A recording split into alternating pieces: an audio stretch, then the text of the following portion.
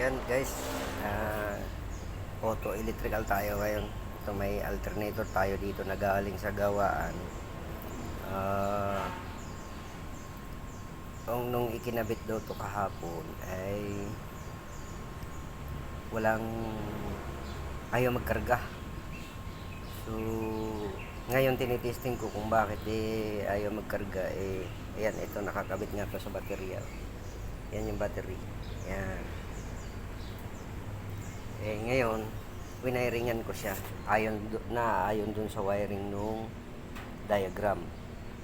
Tapos yung papunta rito sa likod ng alternator, meron diyang ground, field, at saka neutral.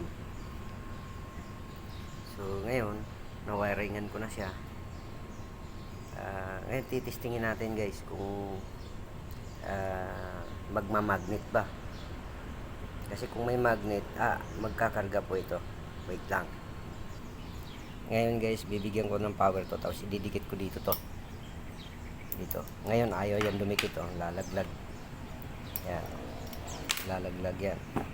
So, lalagyan ko ngayon siya ng power. Ito na.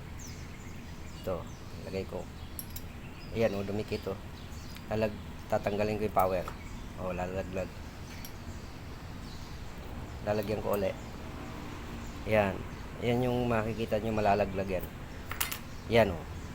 So, ibig sabihin, gumagana po siya.